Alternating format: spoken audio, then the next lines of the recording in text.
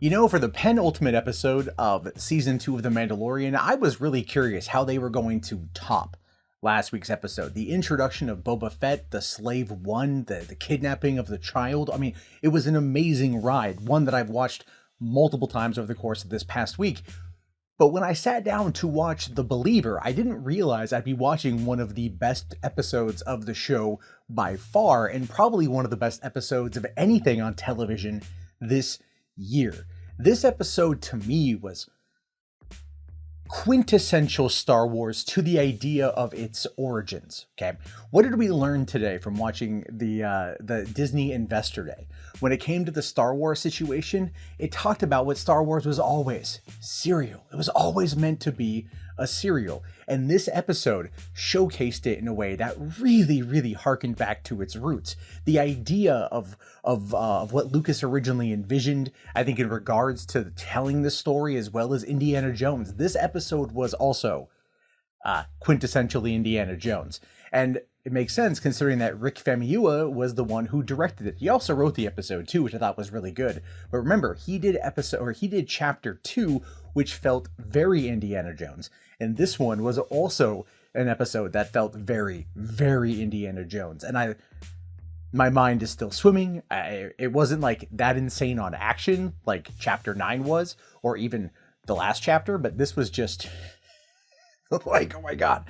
So what you guys have to understand about me is I'm actually a really big Bill Burr fan. So anytime we get to see more of him in anything, I'm very happy. And the fact that the episode started off with breaking him out of prison in order to go on this mission to try and get the coordinates from Moff Gideon was just a nice setup. And from there, we got a lot of really good character development for not only Mando, but Mayfield himself. So much so that I tweeted during the episode, I'm like, give Mayfield his own Star Wars show. I mean, if they announced 10 Star Wars shows today, just throw on a Bill Burr show. Give me the story of an ex-stormtrooper trying to make his way through the universe. Yes, he'll do kind of surly things as a bounty hunter, but ultimately he's trying to find a way to sleep at night. So that will put him down the path of being good. And I really think that would be fantastic for its own series. F is for Family is wrapping up on Netflix next year, and I just have a feeling Bill Burr might finally get into some of the Star Wars spirit. So anyway, I'm getting ahead of myself here. The episode is very simple concept. They just had to get to this refinery on Morak, go in, steal some coordinates, and GTFO. How hard could that possibly be? Well, the only way to get in is on a mining transport that currently has a whole bunch of very raw explosive power that's being targeted by pirates. And I have to say, I really enjoyed the way this episode dealt with that scenario, because Mando had to very much question his own beliefs. And I thought that was a great line even by Mayfield when they were talking about how, you have your core beliefs, but when the shit gets going, you're gonna like pick and choose what of your core values you continue with, and he had a very fair point on that one. So much so that Mando took off his helmet in order to put on a stormtrooper outfit to sneak into the base.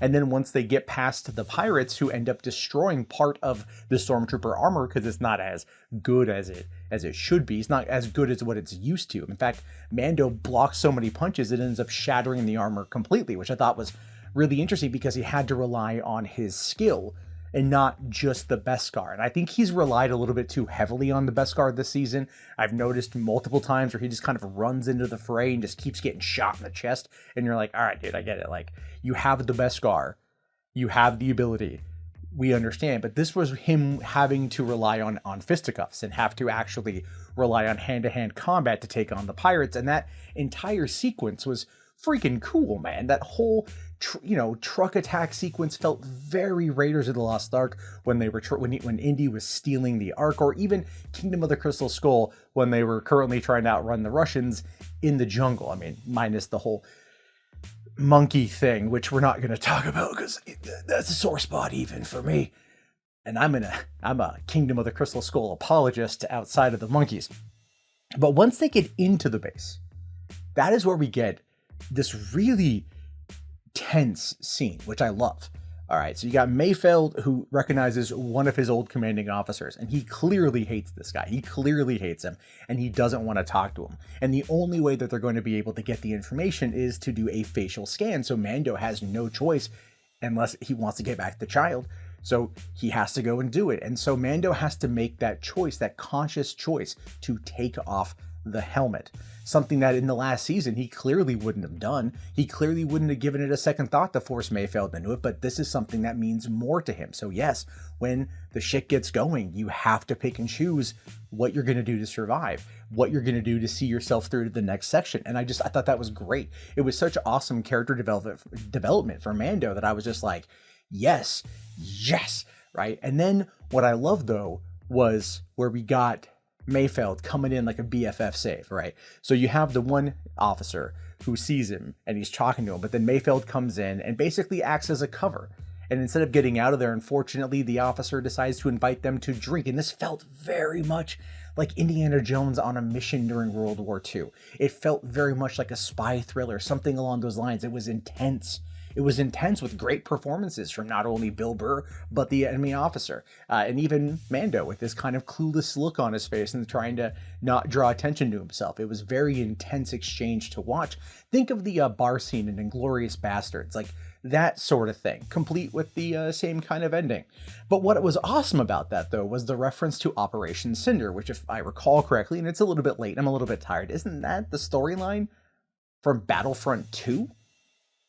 Right? Like, that's what happened after the Emperor died. I mean, like, they referenced the video game again. Therefore, you can see them pulling every single aspect into this particular show. That's awesome.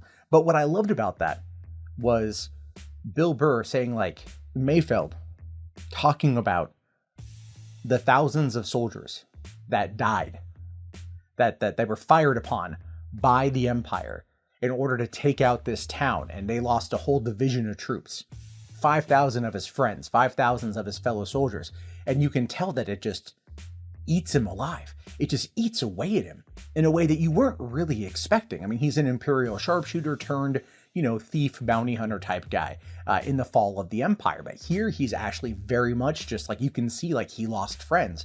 He lost people close to him, and he's sitting in front of the person that he deems responsible for it. And that guy even callously is like, yeah, they died heroes of the Empire. What are you gonna do? Drinky poo? And but I loved is you could see the rage building. And Bill Burr does rage really well, but this was subtle rage. This was a subtle buildup, but I thought was fantastic. You could tell that Rick Famuyiwa was really like working with Bill Burr. Like, you're really good at doing rage, but let's try internally facial expressions. And he knocked it out of the park. Like, I wouldn't be surprised if there was like an Emmy nod for Bill Burr for appearing in this episode of the show. That's my take. I just really, really, really loved it. And then from there, he just lets it get it bubbles to the top and he takes the guy out and then he shoots everybody. Then Mando shoots other people and then they got to get the hell out of there. And that was an awesome escape as they're being covered by Fennec and Cara Dune from the top. And then here comes freaking Boba with the Slave One. They jump in the Slave One. And this is where I thought they were going to kill Mayfield. I literally thought this. I'm like, this is what's going to happen. We're going to get that trope. Mayfield, as he's jumping or something, he's going to get shot in the back and he's going to die. And that's going to be that. They didn't. And I literally, when he landed on the Slave One and Mando pulled him up, I'm not kidding you guys. This is how much of a freaking nerd I am. I went, oh, thank God. Oh, thank God. I was like legitimately worried they were going to kill my favorite character in the show. Yes, Mayfield has officially become my favorite character on the show. That's like not a main character because obviously that's Grogu. Come on, it's Grogu. But Mayfield to me is just such an awesome character that I want to spend more time with. And I like the fact that they let him go at the end. So will we get more of Mayfield? I really, really, really hope so. I really hope he joins the team for another mission down the road. And I really hope he gets his own show that ties into everything else. Because look, he's just such a good character.